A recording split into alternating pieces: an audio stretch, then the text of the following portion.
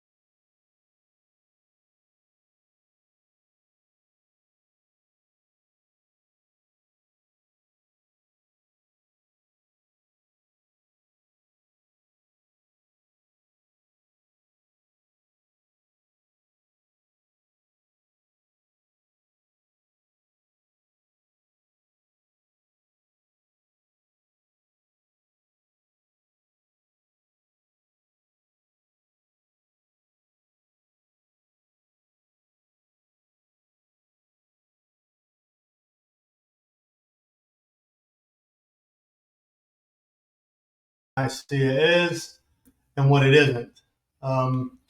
What it is not is a group of people getting together in the early church and deciding what goes in and out of the Bible. That is not what the Council of Nicaea did. Primarily, Can I stop you Sure. real quick? Sorry about that. I just saw that we were muted, and I'm just gonna start over everything real quick since no one heard it. But welcome back to the show. Welcome back to the channel. If you are new to the channel, please subscribe. If you're back to the channel, hey, like and share this live. Let's get us out. As you're coming in, go ahead and hit that like button. We like to thank or wish everyone a happy Father's Day to all the fathers out there, and to all the mothers that have to play the father's role. Happy Mother's Day to you too. Like I said before, we started our conversation a couple weeks ago on the Council of Nicaea in 325 AD, and I'm going to let Kenner go ahead and wrap us up. And by the way, I'm James. I'm Kenner. And there we have it. Hello, everyone. Thanks for joining. So just a brief recap from our previous show. Sorry about that technical difficulty a few seconds ago. Things happen. We're a bit rusty. It's been a couple weeks. Yeah. But so what the Council of Nicaea, it was ordained in 325 by the Emperor Constantine. A lot of people like to say, they are under the misconception that the Council of Nicaea actually is where they picked the canon or the books of the Bible. That is not true. That's not what the purpose of the Council of Nicaea was. There's a couple things, ecclesiastical writings, some dating with the calendars they wanted to sort out. But primarily it was due to a man named Arius who is the spearhead of a controversy in the early church known as the Arian controversy. We're asking you guys to do your due diligence and look into that yourself and hit us with any questions you may have. But the Arian controversy was that Arius was under the belief, and he taught his people because he was also a priest. He wasn't a bishop, but he was a priest. He taught his students and his people that Jesus was a created being. And that gained a little bit of traction with some people, and it led to a pretty good sized two schisms in the church. One was before the Council of Nicaea, and another one after the Council of Nicaea. But we'll get into that second one today. So that's basically the gist of it. Constantine wanted to unify Rome, and you can't have a unified Rome when you have several different versions of your national religion, so to speak. So he wanted to completely unify everyone under one doctrine, under one dogma, under one religious canon that could be, not because he believed one way or the other, which eventually he did lean one way more than the other, but because he just wanted peace in the kingdom. Because right before him, the emperor before Constantine was who? He's the guy. Anyway, he was a Diocletian.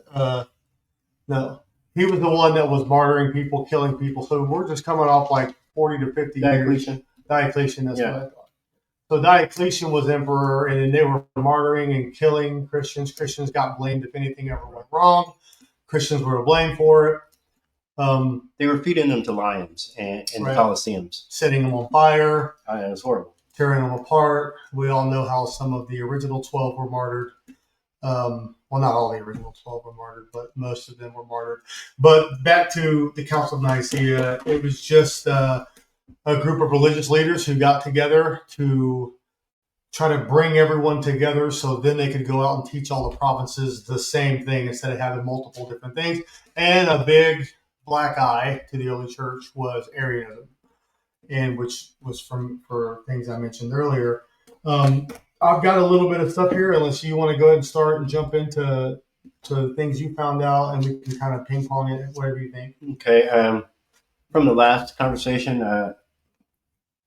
it seemed like you wanted to kind of not pinpoint, but like segue into this conversation based off of I made a comment about the all of those that attended the council, like just a few decades earlier, they were being persecuted and they were dying. Just in that province, just in that province, not on the outskirts, because in Alexandria you had a Christian university and in Egypt, so it wasn't throughout all of the Roman province, just right there on the ground in Rome.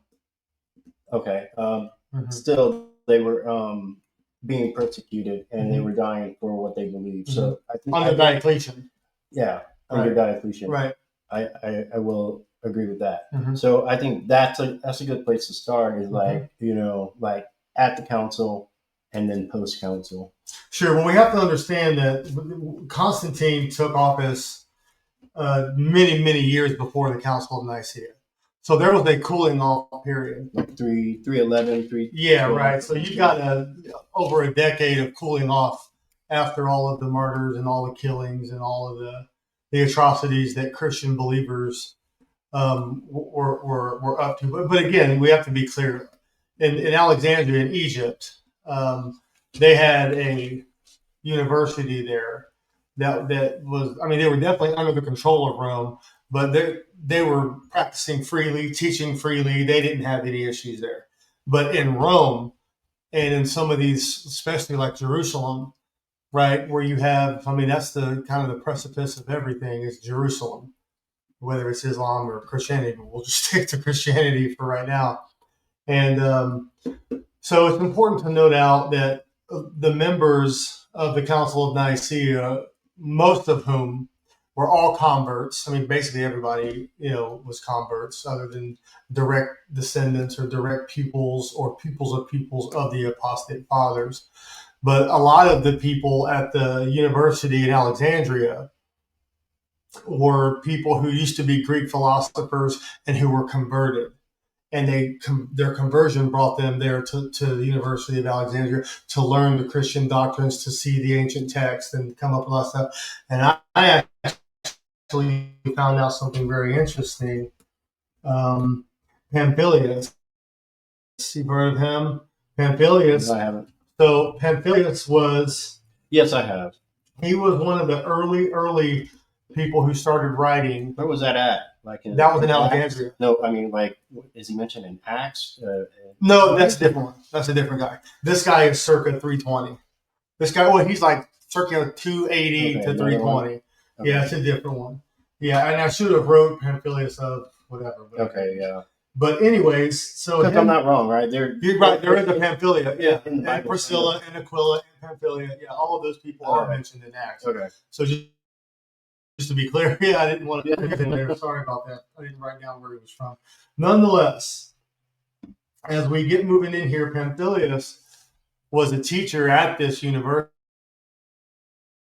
Who again, he was a philosopher, Greek mythology, yada yada, all that stuff, believed in the pantheon, all that, converted to Christianity, and his works were actually very, very important into the Septuagint writings, or some of his people before him that he followed were very big into the Septuagint writings, which I find odd because those aren't Christian writings. I don't understand that at all. But nonetheless, he had a pupil named Eusebius, and Eusebius' name is going to come up a lot. Eusebius of Alexandria was a bishop, an exegete, and apologist. He was a historian with, and the funny, and not so much funny, but the interesting thing about him, about Pamphilus, or about Eusebius, is that whenever he would do his writings, he would always add commentary in, like directly in instead of any of those most guys would do. He would write it directly in, but what he would also do is directly quote his source right there in the line. And some say that some of those direct sources are some of the earliest manuscripts that we actually have of the Christian faith. I don't know how they came up with that number, but that's what they're saying. But he wrote a book called The Ecclesiastical History. He started it in 312, finished it in 324, right before the Council of Nicaea. He actually supported Irenaeus, and he believed in his cause. He sided with him, which started the first schism. So we are talking about Eusebius of Nicaea. Of Alexandria. I have of Alexandria. The guy you're talking about. The one that baptized. That's the one that baptized him. Yeah, that's a different guy.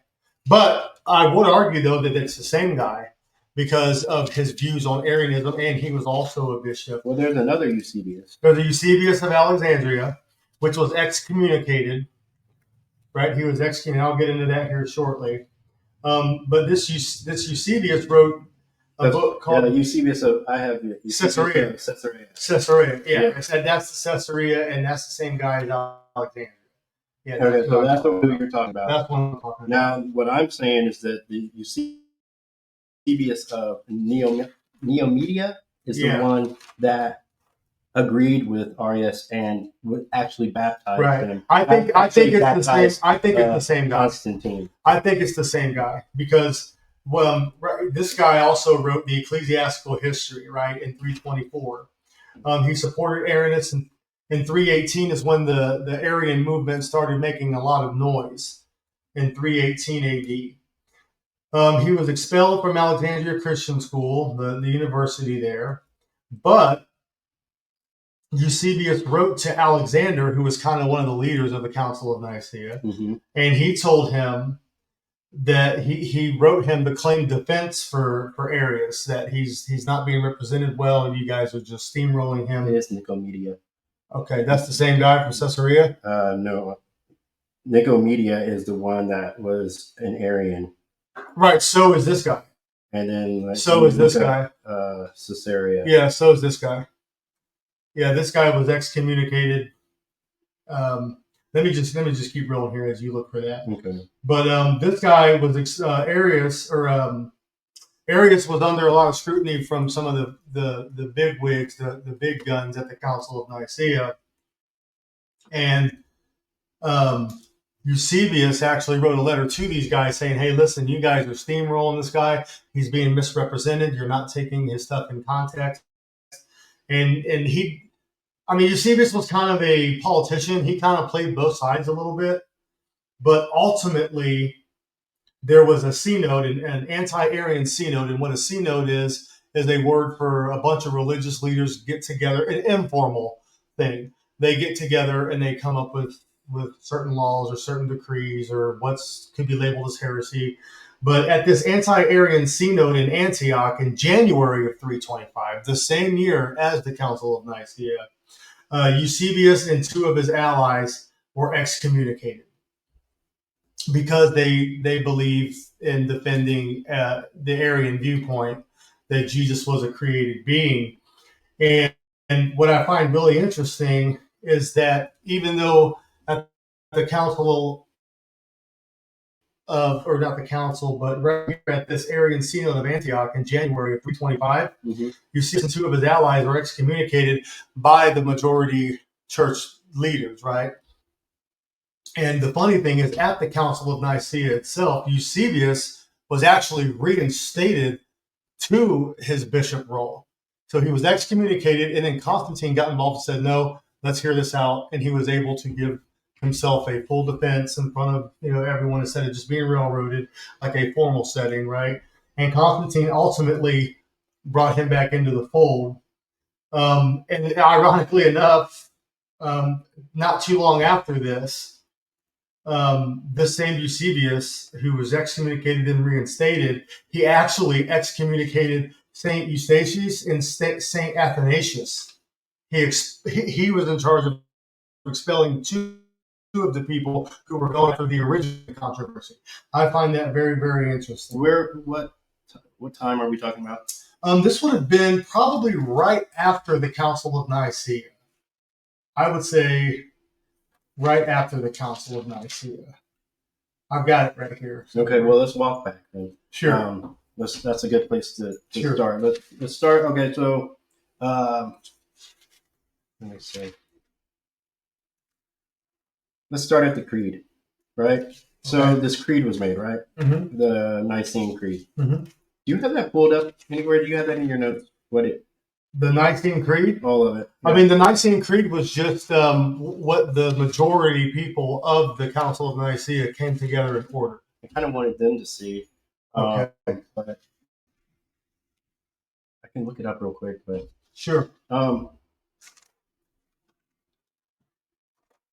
right. So at this council, towards the end of it, after they had gone through scripture after scripture and debated with one another, Arius against Alexander against Arius, like everyone on this camp and everyone on this camp, like going through the scriptures, I'm not saying they came to a consensus because it wasn't like that. It was, I don't, and based off what Kenner has been saying, like Arius didn't give up. His camp didn't give up. But what came out of the Council of Nicaea was the Nicene Creed. And it basically was a condemnation to Arius. It was kind of like to his face and his teachings. And it was also like a confirmation to the Orthodox view. And out of that, I think I mentioned that this is the last time we were talking, like everyone that showed up, all but Arius and about two bishops signed the creed. And then we have Arius being exiled, being kicked out. And one of these things that I found really, really interesting as they were discussing and debating one another and reasoning with one another is that like the Orthodox view. So they pointed out that his views had to be wrong because it was new and was not taught in early church history. Okay. I find that problematic. Do I agree with that? Do I agree that his views are wrong? I do agree that his views are wrong. But I don't agree with the fact that, the Orthodox view is that like his views had to be wrong. Right. They were so wrong because it was new and it was not taught in the early church history. And I kind of find that problematic because it's almost arguing from silence. Mhm. Just because like it wasn't mentioned before this point, does it necessarily mean that it's not true? So I just found that kind of interesting, and I just wanted to bring that up. But Yeah, the biggest claim from Arianism, which I don't agree with a lot of his conclusions that he made. I do agree with some, however. If you take the text for what it says, um, he's saying that the Son is subservient to the Father. Right? The Son is different from the Father. There's not a Godhead. The Godhead was actually, the Trinity was a major topic of discussion at the Council of Nicaea. The Trinity. That was a big one at the Council of Nicaea.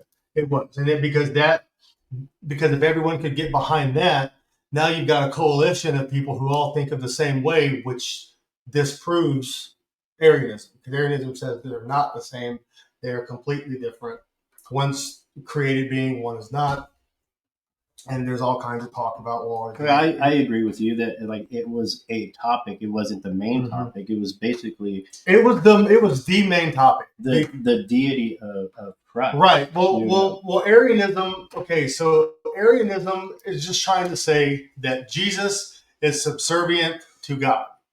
Okay. Some will argue that Arianism goes as far as saying that he's not even deity, right? Because only something that is uncreated can be deity, which I find ironic because even angels and stuff like that are considered deity, right? Like even in the Catholic Church themselves, they pray to the saints who are somewhat deity, right? In a sense, a spiritual deity in a sense. Do they pray to them as deities or just divine figures? Well, okay. What's the difference? I think that's a very fair question, but I would ask you, what is the difference between those two? Because I've always thought, without looking it up, I've always thought that deity is God, the creator. No, but a divine figure. In Psalm 82, God sits in the divine council and casts judgment on the lower gods. Right. So these lower gods are obviously created beings. Right. So they're obviously God's calling them deity. Right?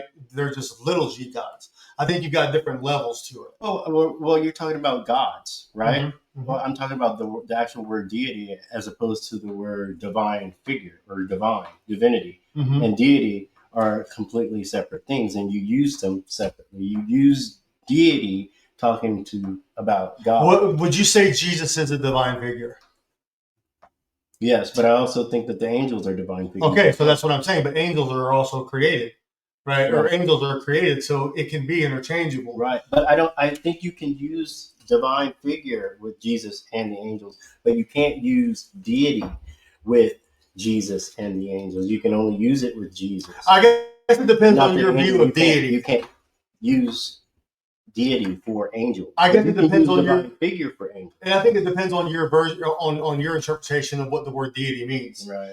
Does deity mean there's only one God, one deity? So what about the lowercase gods? Are those divine figures?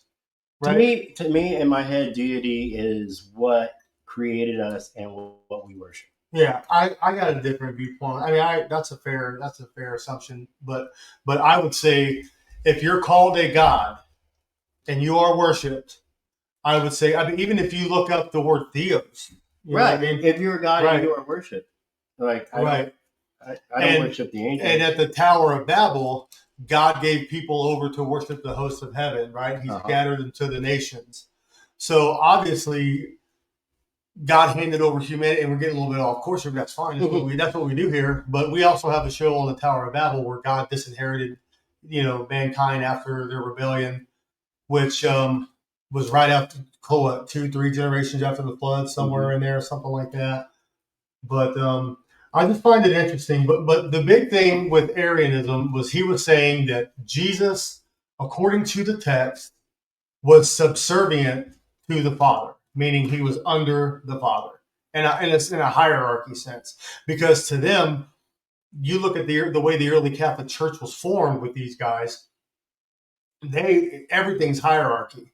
You've got Pope and then bishops, and you've got cardinals, and you've got all these other guys. So it's a very hierarchical type thing, which ironically enough is exactly how the Greek Pantheon is. You know what I mean? So it's really, really interesting how a bunch of Greek philosophers who converted to Christianity put together Christianity in a way that looks very similar to the Greek Parthenon, like how you've got this God, these gods, these gods, these leaders here on earth. You know, it's very, very interesting. I'm not saying there's a direct connection, and I don't think you'll ever be able to the church. To the church, yes. To the Roman Catholic Church? Yes, because the ones that are right here at the Council of Nicaea, because these guys originally there was just one church. Right, there was one church, right, and they kept breaking off from each other. I don't agree with what you say here. I don't agree with what you say here. And the funny thing about the Council of Nicaea is that ultimately the Trinitarian viewpoint won, right? And Arianism was deemed heresy. But ironically enough, a few short years later, the same guys who they kicked out of the church came back in and then kicked those guys out of the church. And the same guys who kicked them out of the church, some would argue, is the same guy who baptized Constantine. Some say that Nicomedia, Alexandria, or the Caesarea guy of Eusebius is the same guy. Okay, so are we? What churches are we talking about? Like, I mean, like in areas I'm talking about, you know. So we have, of course, we have Constantine in Rome. Mm-hmm. So, and then we have like all these other places where there's all these other churches. What you're talking about? This person being kicked out here, and where are we talking about? Well, we're talking about strictly after the Council of Nicaea. The early church started immediately after the crucifixion of Jesus. I agree. Like immediately after. We're talking 300 years prior to this. Yeah. So that when I mention early church in this context, I'm specifically talking about the Council of Nicaea time frame on. I'm not talking about how James was the true early church. Right, the true early church was, James, the brother of Jesus. After this. Right. James, the brother of Jesus, Peter, all those other guys who went out and started churches. Right. Started planting churches here again. Those were the very first churches. Yeah. Right? Yeah. Now, because that's where a lot of Paul's letters, they were. Exactly, to the churches. And the book of Revelation, John writes to the churches as well. Right. Those are the original, I guess you call them localized churches. But when we're in this context, when we say early church, we're specifically speaking of the Council of Nicaea and Constantine's wishes to unify Rome and make it a national church. See what I'm saying? There's a distinction there. So where are you getting that he wanted to actually? I know he wanted to unify. Where are you getting that he wanted a universal kind of, so to speak, a church, like a nationwide church, or that's the only reason why. That's the only reason why he ordained the Council of Nicaea, was to have a national church that all of Rome could be under the same rules, not have different sect here with different viewpoints here. He wanted everything to be the same to unify the within the church, because within the new church. It went to him that Arius and Alexander were having this beef, so he wanted that beef to be swallowed because he didn't want that to get out. That's right. Yeah, that's right. But it wasn't that like he wanted a universal one religion for the empire. He just wanted Christians to get their stuff together. That's what he did. Well, he was Christian himself. I get it. Constantine was Christian himself. He wanted the Christians to get their stuff together. He didn't want there to be one religion for the entire empire. I would argue that he did. I would argue that he did. I would argue. And what is your proof that he did it? What is your proof that he did? Well, so if you go to the Britannica, which I know you like to cite a lot, right? I do. If you go to the Britannica and you put in reasons Constantine wanted to unify Rome. I'm going to keep using Google because. So there was several civil wars in Rome, right? It wasn't all religious, but majority of it was religious. There were lots of wars. Wars bad for business, and Rome is built on taxes. And if everybody's fighting with each other and there's bloodshed, which has actually been the playbook of all Roman emperors in the region, right? They always said, it's bad for business. Like Pilate himself was under strict orders not to have another uprising. Okay. Which is why he was able to be manipulated by the Sanhedrin at the crucifixion of Christ, right? Mm-hmm. So Constantine wanted to unify Rome, and what I think a fair assumption would be to say, and one way to do that would be to have one state religion. I mean, you can worship freely, worship whatever you want, Right. but as far as it comes to the Christians, which he himself was a Christian, he wanted there to be no opposition from each other. He didn't, because that means if these people believe one thing and these people believe a different thing, now we've got the same situation we had 300 years before between the Jews and the Christians, and they're at war, and it's bad for business, lots of bloodshed, lots of dying, cities burning down. They wanted to stop that. They wanted to be the center of trade for the world. And he ordained the Council of Nicaea. One of the reasons why he did that was so he could unify. I would say the major contributing factor would be that he could do that. He himself was obviously vested in the Christian faith, because not only did he want to get everybody together to all agree on the same set of principles, but he also took a very keen interest in Eusebius. Right. This Eusebius I was mentioning earlier, because Eusebius was ultimately excommunicated by the Council of Nicaea. Yeah. And ironically enough, a few short years later, he was reinstated by Constantine himself. Mm-hmm. And then that newly reinstated Eusebius excommunicated two of the people who went after Arianism at the Council of Nicaea. And ironically enough, some would argue that an Arian bishop named Eusebius, whether it's the same Eusebius or not, we don't know that. There's two of them. Sure. There's probably more. There's probably like more, right? But as far as as far as being the Eusebius I'm speaking of pre-Constantine's death. Whether or not it's the same guy or not, I would say it's the same guy, because, like I just mentioned before, he went to bat for him and said, "No, you reinstate him." He then let him excommunicate two of the people who went after the Arians at the Nicene Creed, and not only that, he also commissioned Eusebius to give him 50 copies of the new canon. Mm-hmm. And that wasn't until sometime later. But another interesting fun fact is, a few years later, maybe 40, 60 years later, at the Council of Constantinople, they actually revised the Council of the Nicene Creed. It got revised. So I don't know if it had anything directly to do with Arianism or not. I don't know.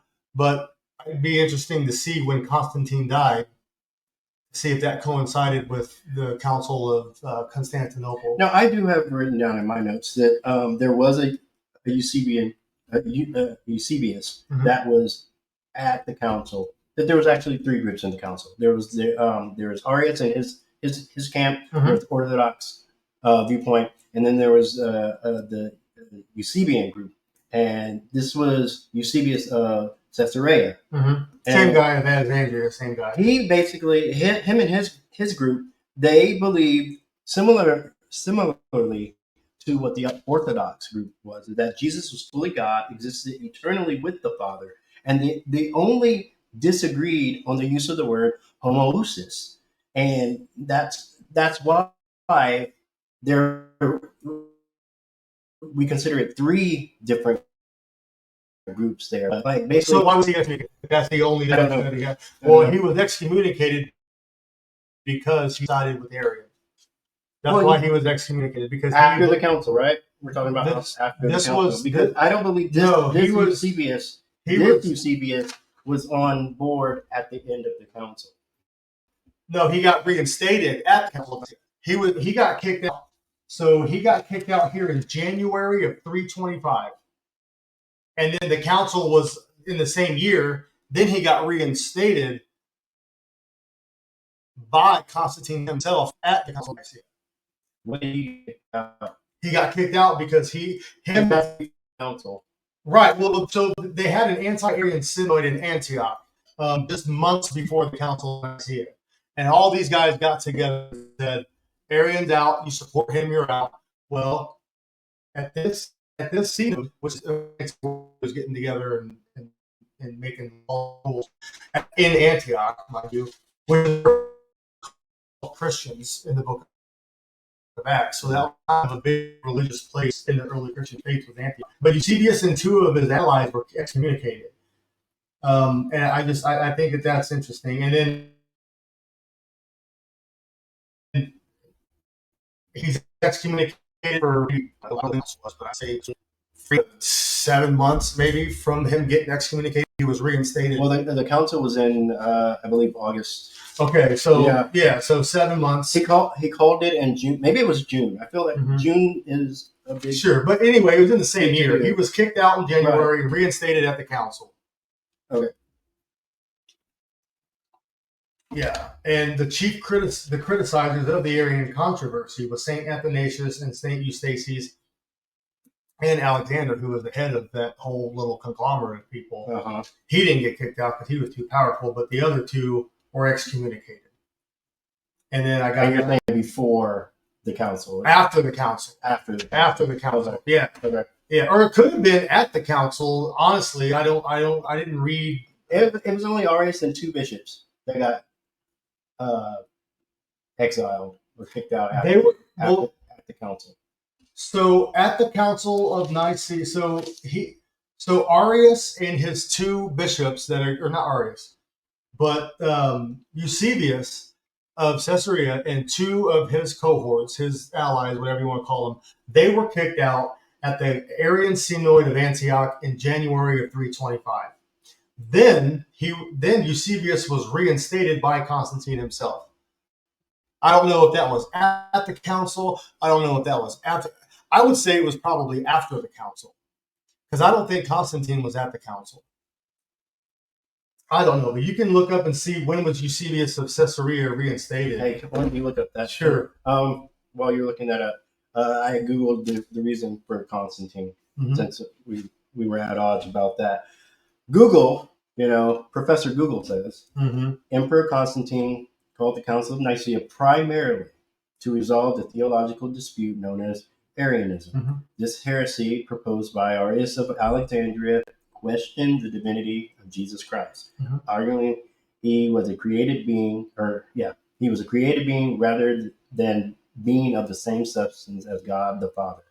Constantine, seeking the unity within the Roman Empire, hoped the council would establish a unified Christian doctrine and quell the controversy.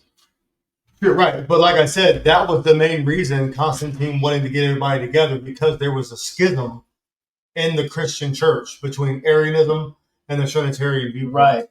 And he wanted to squelch that. But I looked that up because you had said that Constantine wanted a one-state religion.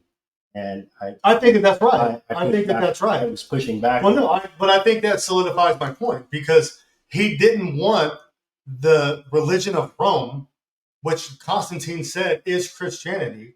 Constantine himself said Rome is going to be Christian when they say he looked up and seen the cross in the sky or whatever. And whether or not that actually happens, neither here nor there. But anyways, I think he was Christian at that point. If that story even happens, sure. I think he was Christian at that point. But I don't think his intention was to ever have a state religion. That's my point. Is like the Council of Nicaea, and I don't even know if it was Constantine's will at all, was to make one state religion that went across the empire. I would say just one version of Christianity. His whole purpose for calling this council was to quell the dispute that Arius and Alexander had within the church of the Christian church within Alexandria, but not to make it like the Church of Rome, of the Roman Empire, I should say. Not to make it the Church of the Roman Empire, but to just solve their little beef. So you're saying it was primarily called just to solve the beef of what was going on in Egypt? Yes, that's what I'm saying. I don't think that's true. I don't think that's true at all. Because I don't think that's true at all. Because it was causing disruption within the empire. Right. Not that's different than solving their issue. Is not the same as like, well, because you guys have figured it out, it's going to be the religion of Rome, the Roman Empire. That's not what. So where was Constantine based at? He was in Rome. Rome, right. He's in Rome. And where is the Arian controversy stemming from? Alexandria. Okay. Where are all these guys at the Council of Nicaea primarily from? Rome, all over. Mostly Rome. All over the empire. Not mostly Rome. I understand. Not mostly Rome, the Roman Empire. Right, but my point is the Roman Church, like Rome, when it was officially turned into the capital of Christianity, like the Roman Catholic Church, Rome is the center of it all. Right. So we got to get our bishops and our people as the authoritative view on this issue, not some little church school in Alexandria. Because the school... But that's exactly what it was. That's exactly right. That's exactly what happened. It was some school church in Alexandria. It was the city of Alexandria that was gaining traction. Problem. That was having the problem because Arius was getting big and he was getting pushback from Alexander. Right, and Alexander was from where? Alexandria. Okay. Alexander. Right, but he was representing Rome. He was in Rome. He was in Rome. Like those guys were bishops. They were organizing the early church, setting up who's going to be the hierarchy in Rome. None of this stuff was done in Alexandria. Yes, it was. It was in Alexandria. So this caught his attention all the way from Alexandria. Caught whose attention? Constantine. Okay, and who went to Constantine? Who went to him? Yes, the bishops who were opposing. Oh, you mean during the council? But pre-council. Everyone pre-council. So at the Council of Nicaea, you've got you've got priests and bishops from all over the region, right? The ones that were being represented by Alexandria, like the school, was the teachers that were there. The teachers were at odds with some of the bishops. The teachers were saying, you guys are doing this wrong. Jesus is not God. And then he came back and they had a war saying, this is wrong, we're going to squelch it out. Then they actually both went to Rome to talk to Constantine. And Constantine actually sided with the Arian viewpoint personally. But as far as to make matters, calm the waters, he let the majority, he let democracy win the day. If more people wanted it to be this way, it was going to be this way. And there's proof of that because after the Arian people were excommunicated, Constantine stepped in and let them back in. Okay. To what you just said, just to jump off of what you just said, I have written in my notes, Constantine presided over the council, but did not push any particular He didn't push his doctrine, right. So, I mean, how is he pushing Arianism if he's... I'm not saying he's pushing Arianism. I'm saying he was sympathetic toward the Arian viewpoints. I think he's personally sided with them. Like later... Yeah, I agree with you. I understand that, but I'm back to my original, what I'm pushing back against you is that the purpose of the council was not to have one church for the Roman Empire. It was to have one Christian church, not several different denominations of the Christian church. It was to have one Christian church. And you were able to worship freely in Rome. Right. But once it became the Roman Catholic Church, that's it. No Muslims, none of this Greek mythology crap. The Muslims wasn't even a thing. No, I understand. Or Persians or any of those types of gods. You know what I mean? Not the Muslims, but Muslims call themselves descendants from Persians. Right? So, which is ironic because, and it is interesting. We could get into that too sometime. It is interesting how King Xerxes actually said, God has told me to let you go build his temple. I find that interesting too, but that's just for another show. But all I'm trying to say is there's no way to know for sure if Constantine said, we want one national religion and we're going to shove it down your neck. You guys get me something together, right? So that we can end all this controversy. Because I've got these religious leaders here, these bishops, the majority of them are saying that this Arian guy and his viewpoints are wrong. So we need to get together and see what happens. They got together, but before the Council of Nicaea, they got together in Antioch, and it was the sole purpose of this meeting in Antioch in January of 325 was to formulate a plan to squash out Arianism at the Council of Nicaea. It was like a pre-game. You know what I mean? It was like, let's get together and figure out what we're going to do when the big game finally comes here. And whether or not Constantine said, we can speculate on whether or not he wanted it to be a national thing. look, it eventually turned into a national thing a few years later. So whether or not that was his initial intentions or not, who knows? Who cares? But one thing we know for sure, he definitely wanted to unify the Christian faith and not have all these different sects. And these different sects have been fighting with each other since the day Jesus Christ was resurrected. I get that. I understand what you're saying. And they wanted to end all of that. Yeah, I get that. Like, he wanted unity, but he didn't want that to be the standard. Well, I don't think he wanted it to be the standard. I mean, but here's the thing. Look at the evidence.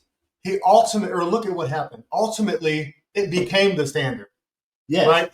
But not because of Constantine. Hang on. It was solely because of Constantine. I disagree. So, I mean, okay. I'm saying he set the groundwork. He didn't have his hands in it. Right. I'm just saying he ordered. Dude, Constantine wanted a religious canon for Christianity spread throughout Rome. He commissioned this same Eusebius of Caesarea to commission. He wanted a canon, but we already had the canon. No, we didn't have the canon. Yeah, we didn't have the canon. No. Okay, see, you're talking about two different churches. You're talking about the early church in Jerusalem and all of those guys. Right. Yes, they had Paul's letters. They had all this other stuff. But when it became coming to the national stage, when it was becoming the Roman Catholic Church, right, then they had their greatest Greek philosophers who converted. All the smart men came around, and they all got together to try to come up with a canon, which that was after the Council of Nicaea. In 380, right? In 380, yeah, some of it, yeah. That was a Constantinople. But how much different was that canon in 380 than the canon that was already established by 325? Okay, but established by who? Established by who? You're talking about a few local churches, right? Like in Jerusalem and Antioch and all these other little places throughout the Bible where Jesus' message would have been preached personally. That's the early church. We're conflating both of these, and we're trying. I want to draw a distinction between the early Church of Christ, which had nothing to do with Rome, nothing. Right. The early church, right? Okay. But when Constantine got involved, that started the snowball that eventually became the Roman Catholic Church.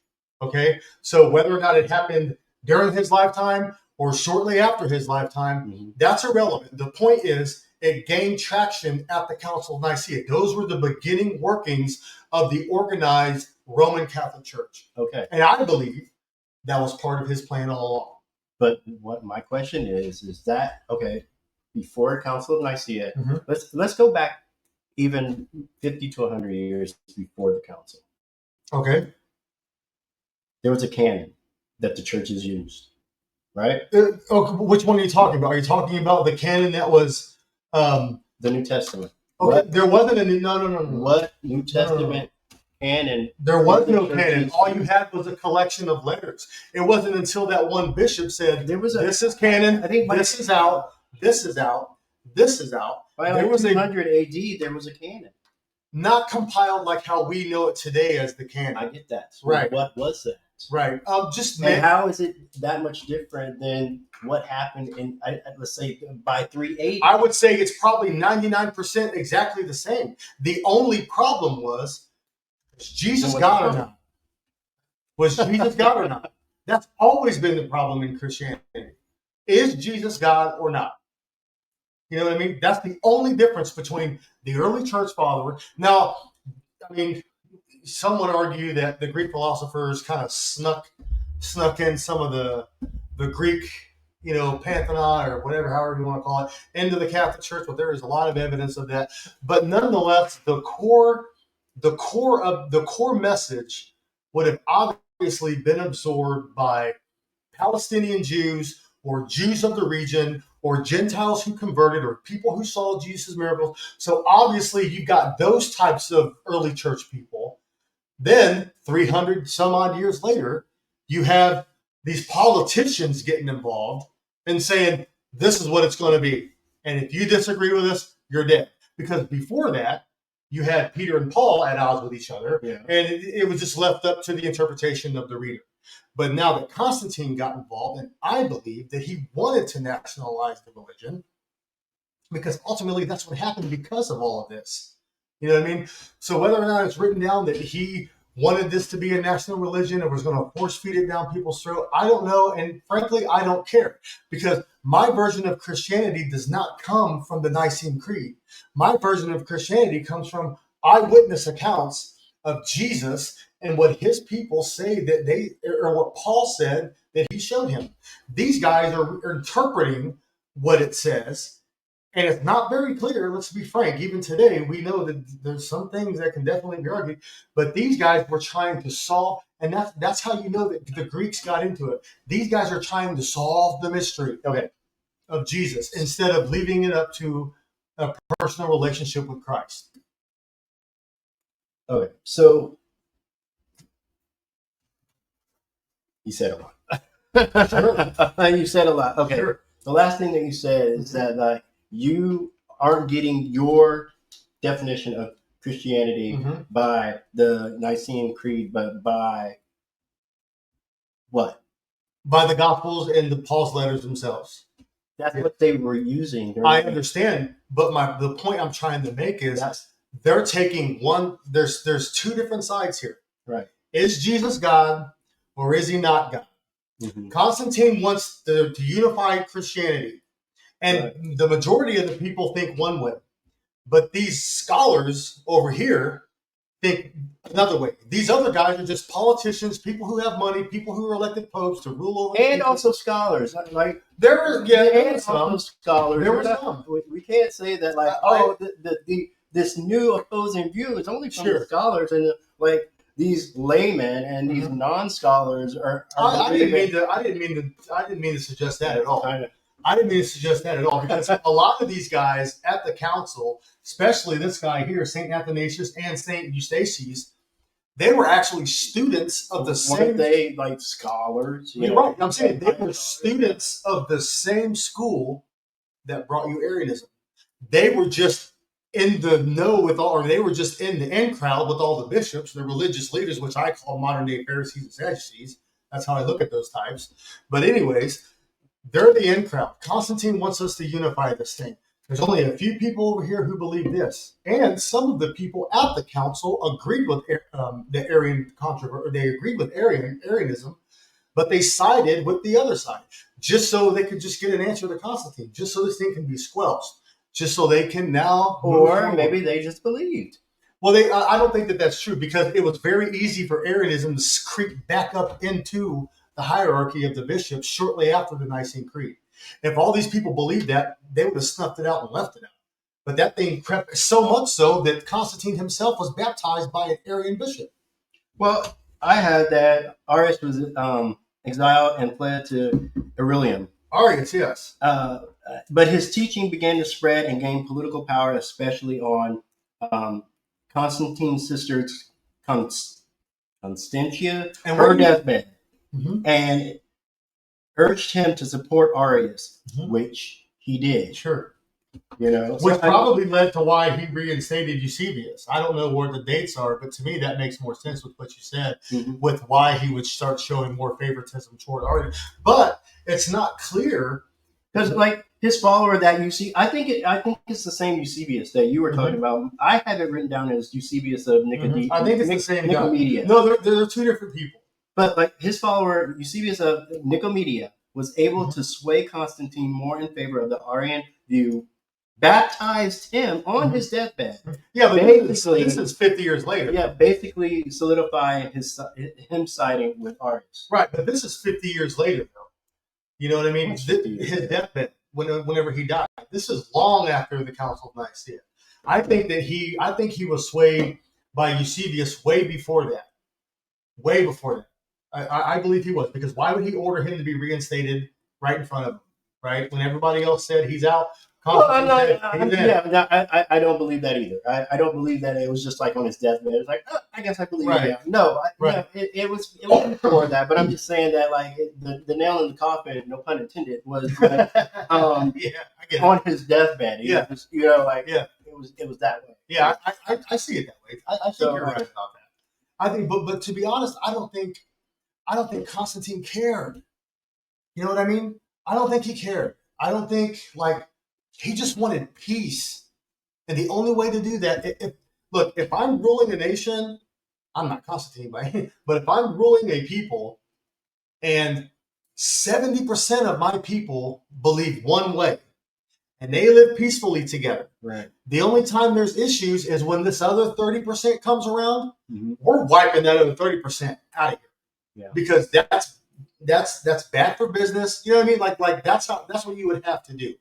You know, Right. or you set up freedom of religion like we did here in the States, but you can't call yourself Christian. And I believe this was Constantine's view all along. If you're going to be called a Christian, you're going to be called. Then you're going to follow our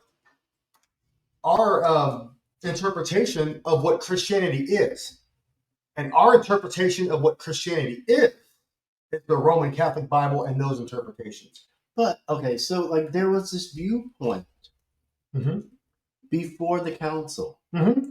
There was already scripture. Sure. And there was already a viewpoint before the council even. Right. They were actually trying to figure this out. So the majority. No, these guys were trying to figure it That's out. what I mean. The other guys had it figured out. Yeah, they had it. These guys are taking a Jewish transitional religion called Christianity that's got nothing to do with Rome.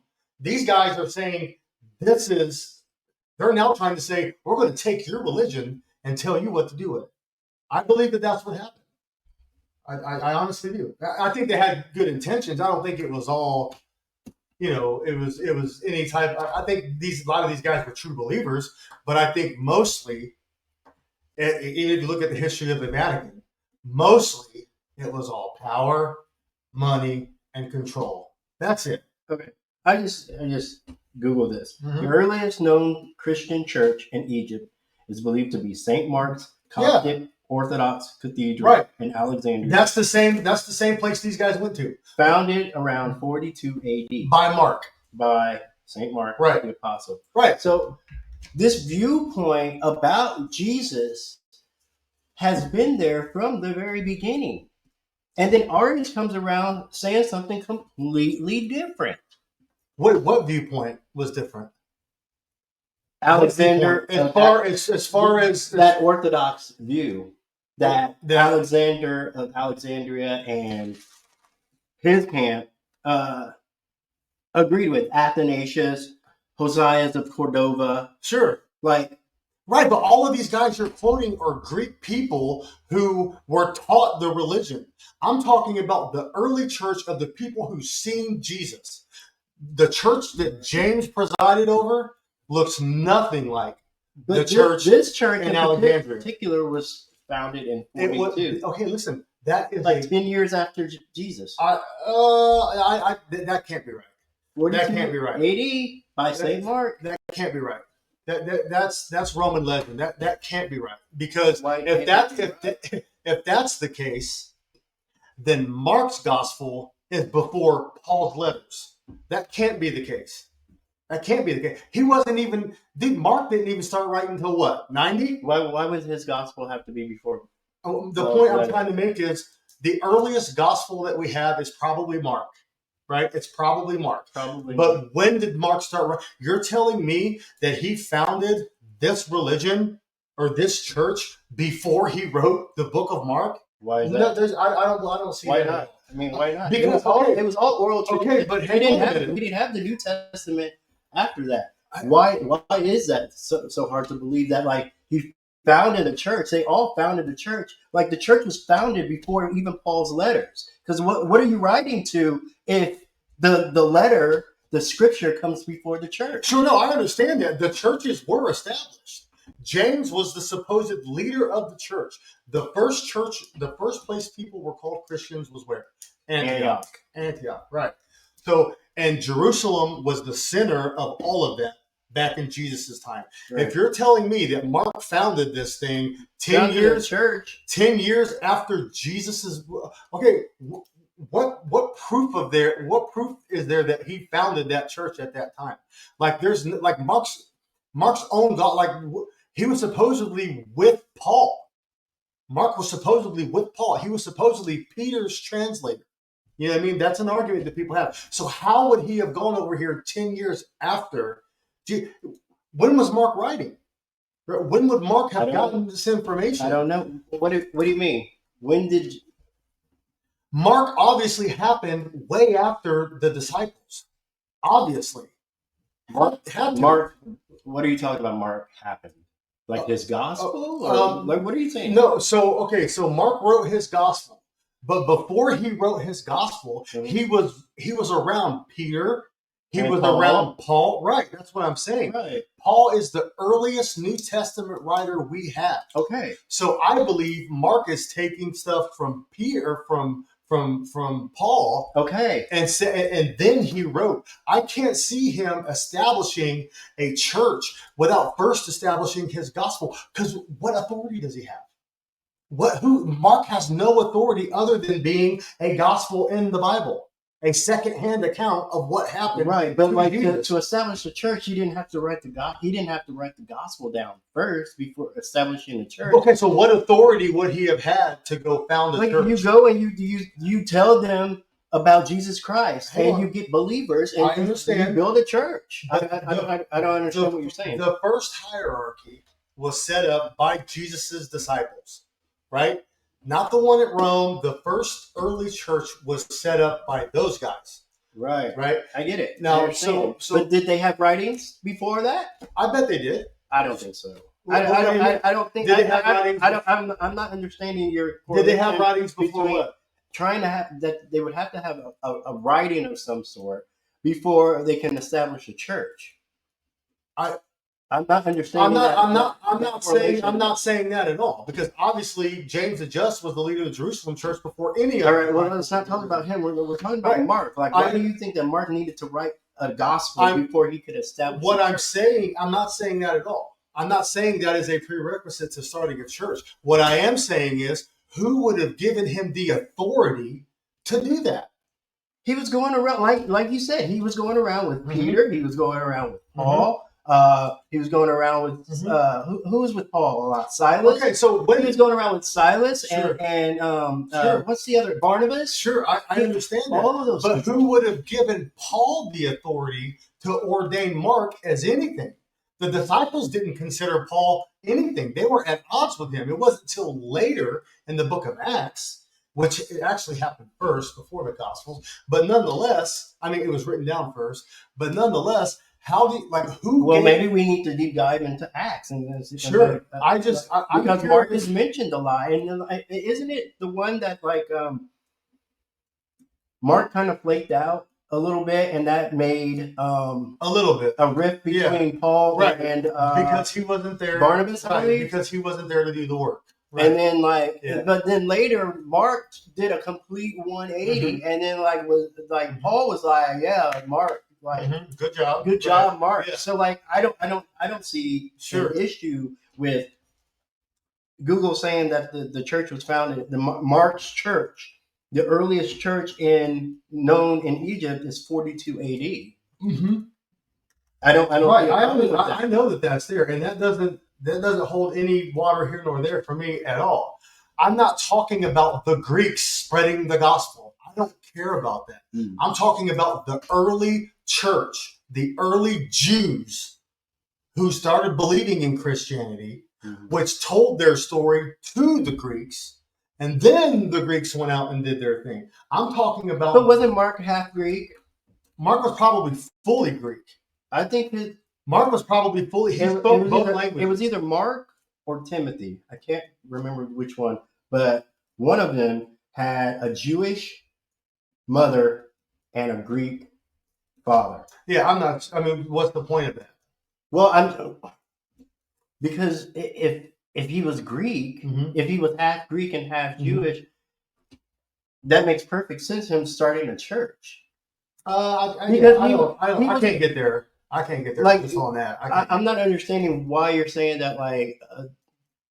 These Greeks don't know what the early Jews were talking, and it seems like at 42 AD, I don't believe that date's accurate. I don't believe that could any way possibly be accurate. Well, then, I don't. you got to be consistent, though. Sure. We can't use Google one moment and it's accurate. I'm totally okay with him starting the church. I'm totally okay with that. But I'm not. I just the date just doesn't make sense to me at all. There's no way. I mean, I know that Mark is our earliest gospel. Uh-huh. I do know that as far as the copies that we have, Mark is probably the earliest gospel. But Paul is, according to the tradition, Saint Mark, one of the 12 apostles. But see, he wasn't. That's what I'm saying. He wasn't one of the 12. That's what I'm saying. That's complete rubbish. He wasn't one of the 12. He wasn't the 12, but he was an apostle. But my point is, the same arrived guy in Alexandria around 42. the same thing that's telling you that it was in 42 is telling you that Mark was an apostle. That's not accurate at all. He could have been a disciple of one of the apostolic fathers. I would buy that, but definitely wasn't an apostle. I mean, that's quite okay. But here's the thing. So, when do you think that he established the church? I mean, we have to look at the life of Mark. Like, was Mark martyred? Yeah, No. he was martyred in 68. So, like, he was martyred in 68. So from 33, where was he martyred? 33 and 68, he had to establish the church. Between that point, no, because Paul doesn't even start till like 5 years after Jesus is crucified, and Mark learned everything he learned. But I'm saying Paul. From Jesus to 68, 33 to Mhm. 68. At some point, Mark had to have started the church. I mean, he could have. You can't start it after you're martyred.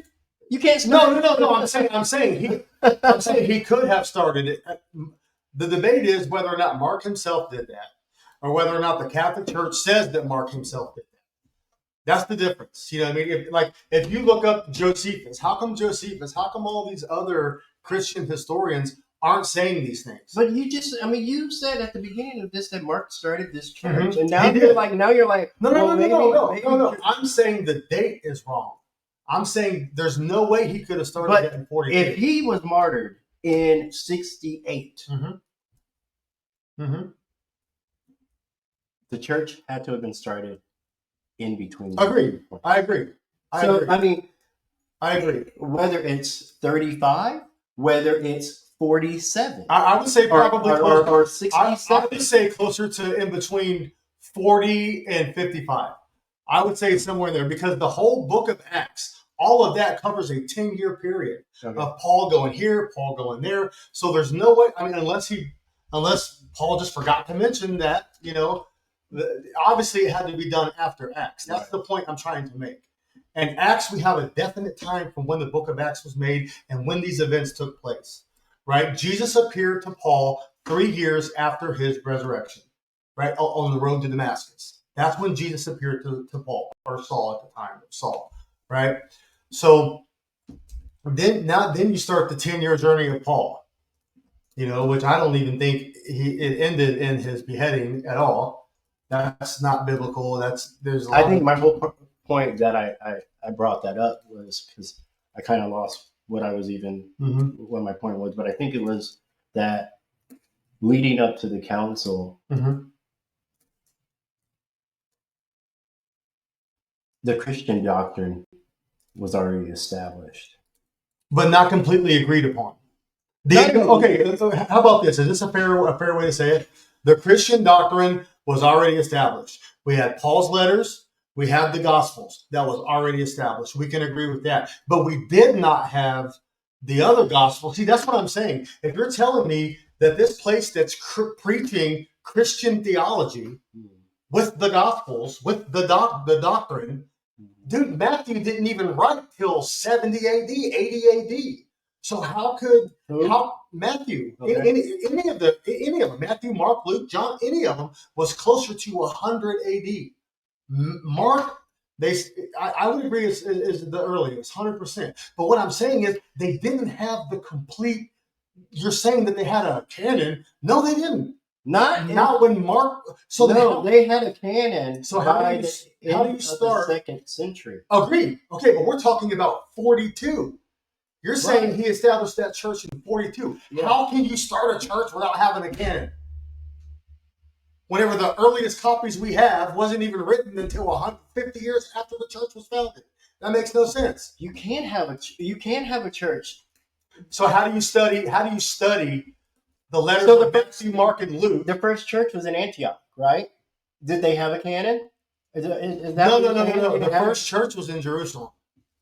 They were called Christians The, in the book the of first Acts. church that Paul set up was in Antioch. And Antioch, right. Okay. Agreed. So like did they have a canon then? I don't think so. They had Paul. Paul said Paul's gospel is different from the gospels of the four apostles. Completely different. I don't think It okay, is. okay. Paul himself even said, But it wasn't written down. I understand. It was the revelation that he got on the road.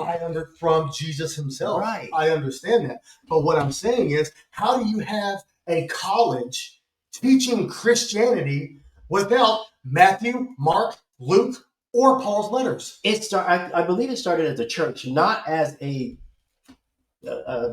school, I guess. That's a university. I think it started as probably a church. The church was planted. He didn't plant a school first. I would say that that's probably right. But it begs the question: how then do you have a church that's preaching the canon without Matthew, Luke, John, Revelation, nor Paul's letters? But do you realize that when before Jesus ascended, and he comes back and he visits all of his people, Mm-hmm. he's teaching them, he's opening up their eyes Mm-hmm. to the scripture. The scripture they did have was the Old Testament, Mm-hmm. and that's probably still what was in the churches at the time until there was no New Testament. All the scripture that they had was the Old Testament. I agree. You have that, and now you have the new revelation of Jesus Christ. Right.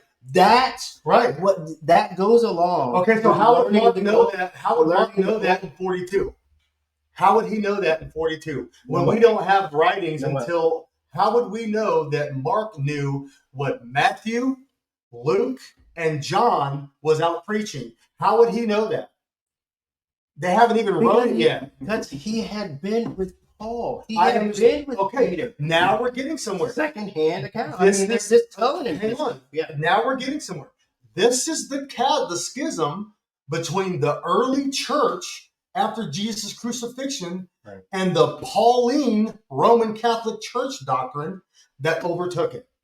That's exactly what I'm talking about. I don't understand what you're saying. Listen, okay. So Jesus told his disciples to take what I'm teaching you and go teach it to other people and set up churches and spread the good news, right? Yes. Okay, that's what the early church was supposed to do. That's got nothing to do with Paul or Mark. Nothing. Or Luke, for that matter. Why not? You said it was only 3 years after Hang the on. conviction that What Paul, I understand. My point I'm trying to make is Paul didn't have the gospel of the disciples. He didn't have that.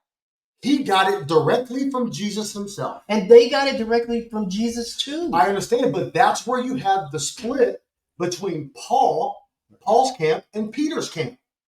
Paul says it's to everyone, Gentiles and everybody. Right. Peter says, no, it's not. And eventually, Peter changed his tune and got in line with Mark. Because he didn't realize that it was for everyone. I understand. But see, that's the problem. That's where the schism happened. How could the original 12 disciples not know, and some guy gets blinded on the way is teaching the guys who were taught by Jesus? That's the schism between the two camps. You've got the early church and the early 12 apostles. But that doesn't, just because Peter had it one way, that doesn't mean that the other 11 had the exact same thing. Peter was, okay, so James and Peter were the early leaders of the Jesus Christ movement after the resurrection, right? What they said was dogma. What they said was what all the other churches were going to agree with.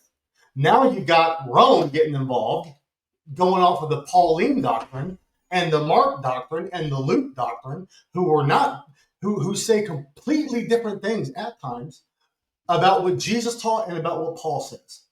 You know what I mean? And it wasn't until God revealed to Peter later on down the road that, hey, you're wrong.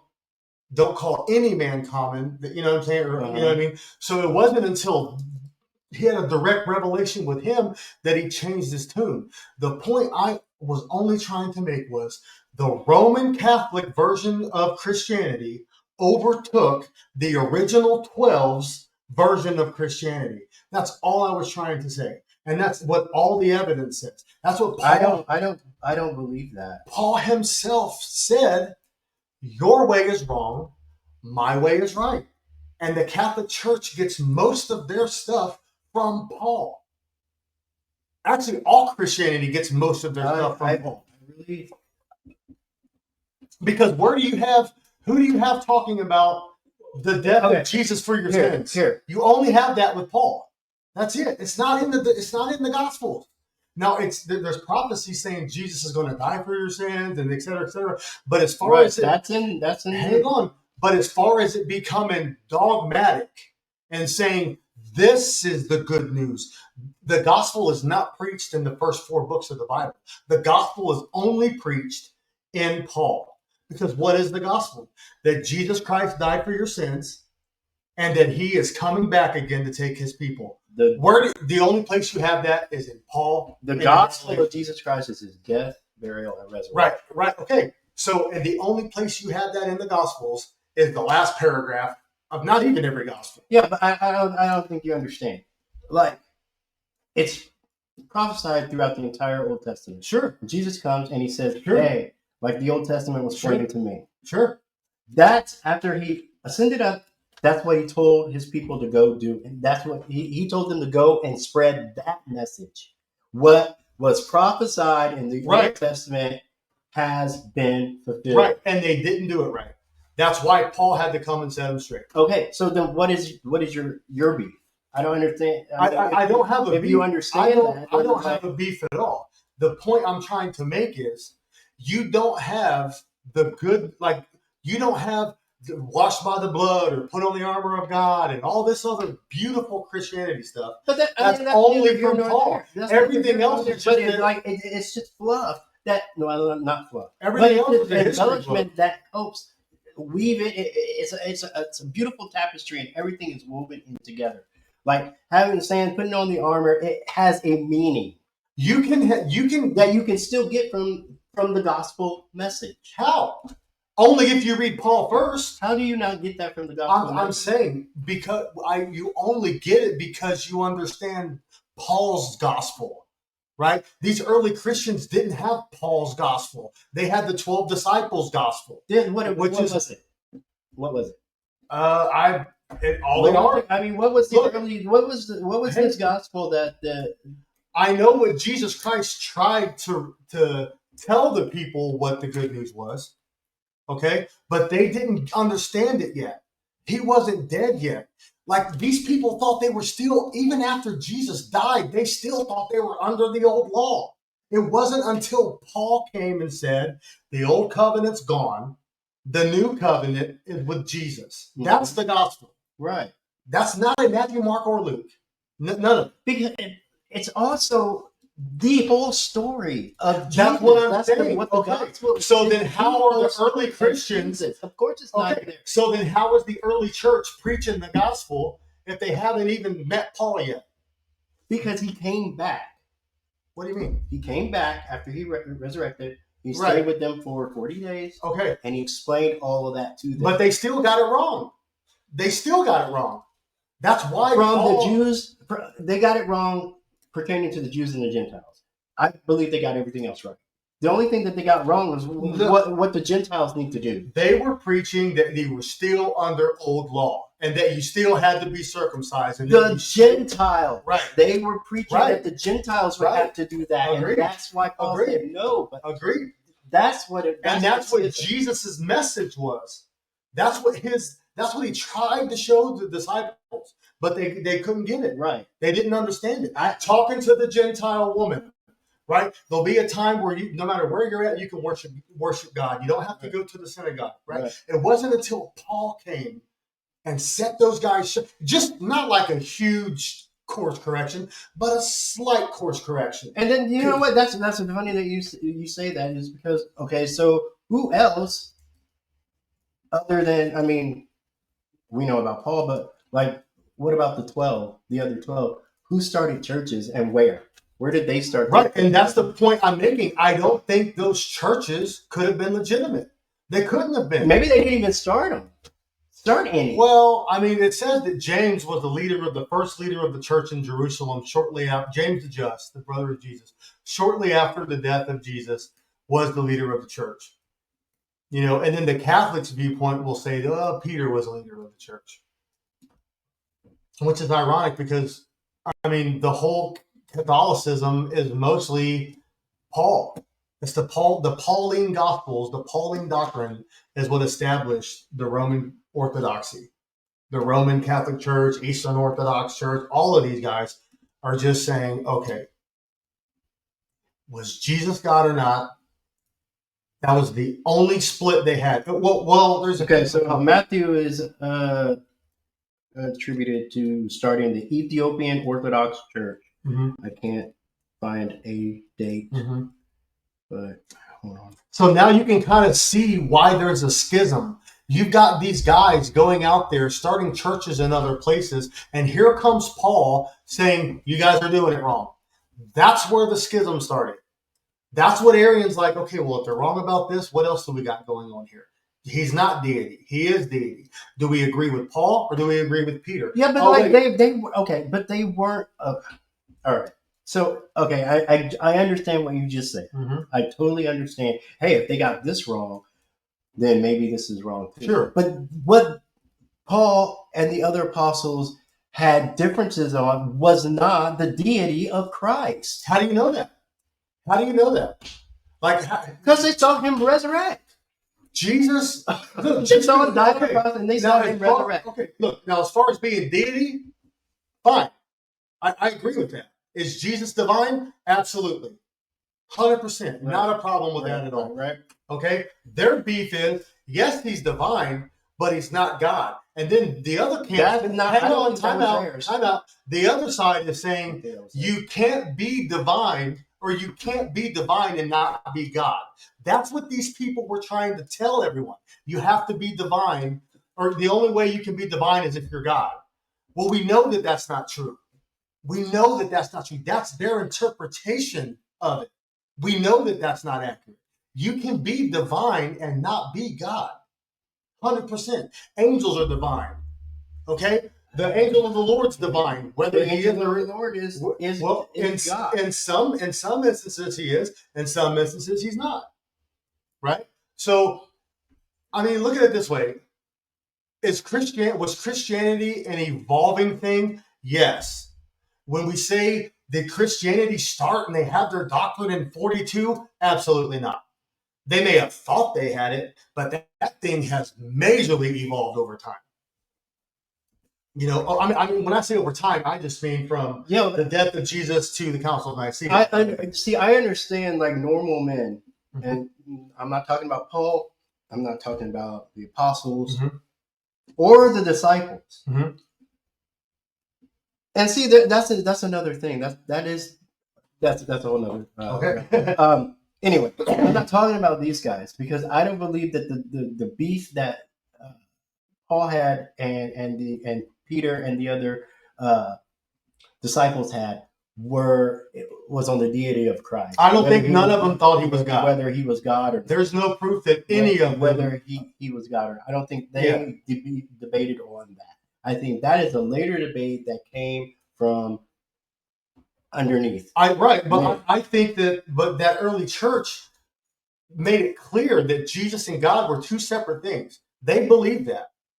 I don't see it. Because okay. These same guys that you're saying based off the scripture. Based off the scripture, what? You take John out, and I can argue John 1:1 until the cows come home. Why would you take John out? What I'm saying is, why would you take it out? I'm not saying. Look, what I'm saying is, if you take John 1:1 out, you cannot out, and you put that under a microscope.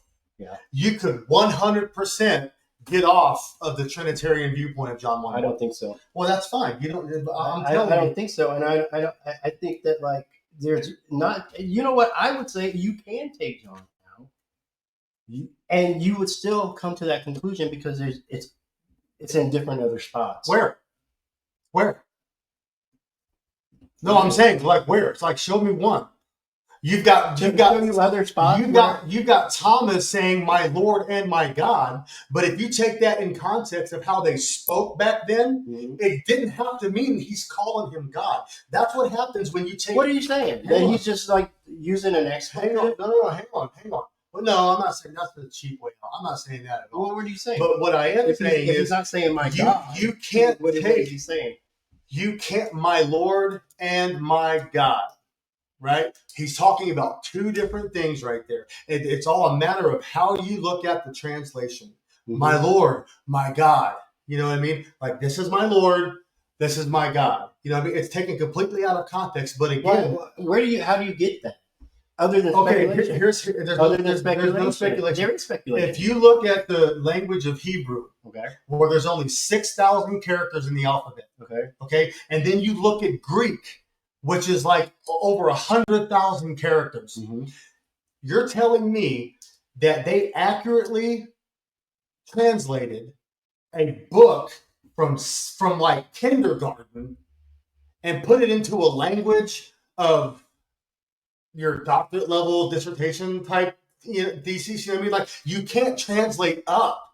You can translate down, but you can't translate up. There's no words for these things that's in the Greek. I would have there's no Hebrew words for them. I would push back and say that, like, it's not that Hebrew is actually more complex than the Greek.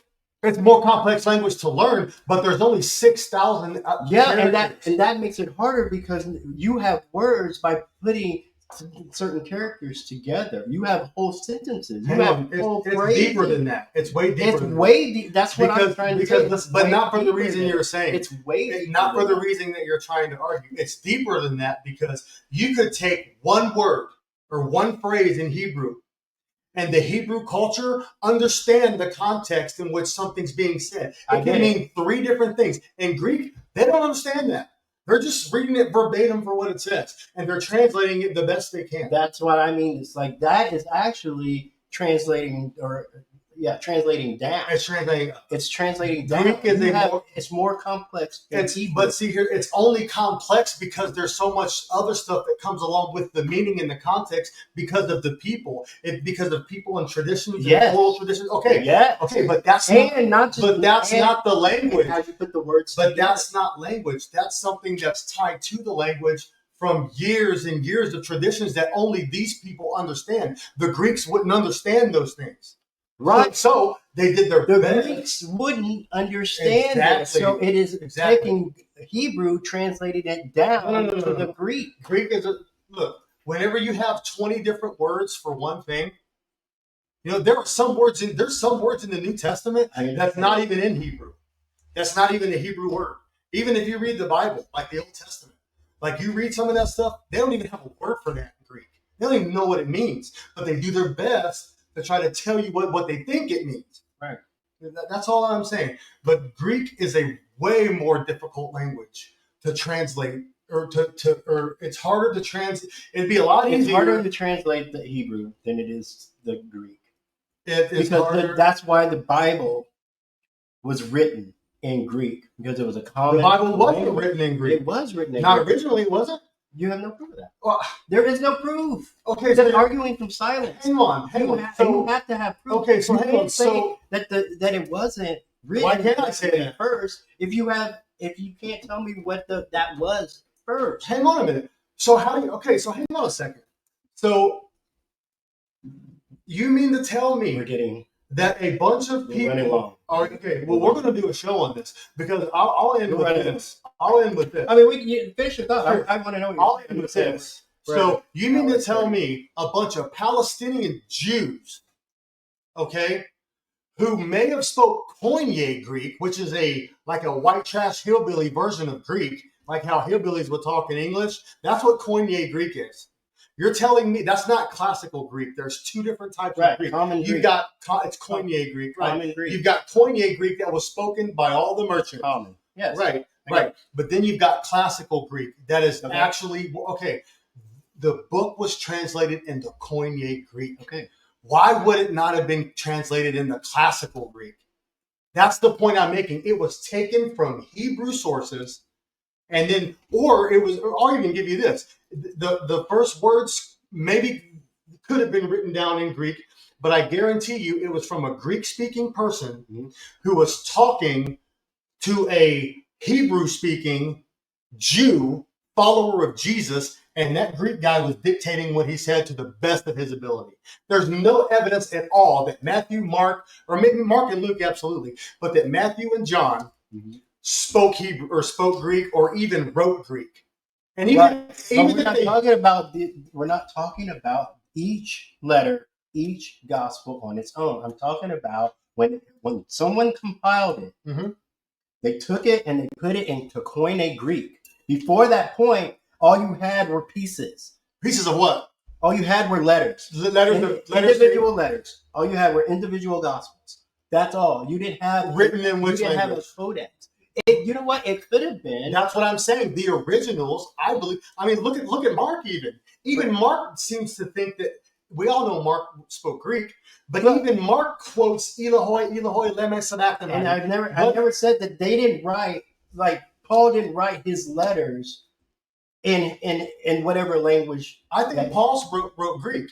I think Paul would have spoken. But and the Gospels, I'm not saying that they were all written in Greek. I'm saying that the manuscript, it was originally, when it's compiled, written in Greek. I understand that. And people are like, well, the original was written in. No, the original was written in Greek. No, the original what?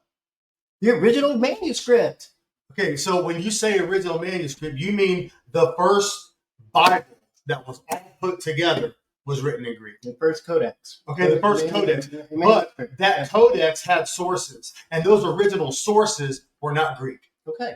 That's fine. Right. That's absolutely fine. And this would be a good place to stop one, but I agree that the first Bible, like codex as you call it, was definitely Greek. Because there's no doubt about it. It was in a common language that everyone could understand. Before that, I believe that the original Gospels were written in Hebrew, not Mark and Luke, right? Because those aren't apostles. I'm talking about the people who walked with Jesus, right? The book of James, like James, Peter, all that. You think a bunch of poor fishermen spoke Greek, bro? They may have spoke a broken version just so they could sell fish. I think they did because they had to do commerce. They had to sell. That's what I'm saying. They spoke with but I believe that they wrote their original documents in Hebrew, and it was translated into a hillbilly white trash version of Greek known as Koine Greek, which is almost like, and you know, I'm not trying, because I am a redneck. I'm not trying to put anyone down. All I'm saying is you've got formal English, and then you've got, hey man, what y'all doing down there around the corner? You know what I'm saying? That's the difference. That's the thing I'm trying to say.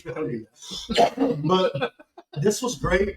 This was a good discussion. It really was. And you left me with some things to think on and do some studying on.